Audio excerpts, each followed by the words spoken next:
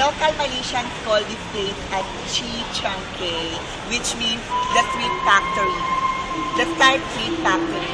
Today's an alleyways have shops and stalls where you can buy such as DVDs, crafts, jewelry, technical sounds, traditional remedies, local snacks, vendor selling, fine dining, fake label handbags, watches, flip tops, fruits, souvenirs, souvenir items, and many, many more.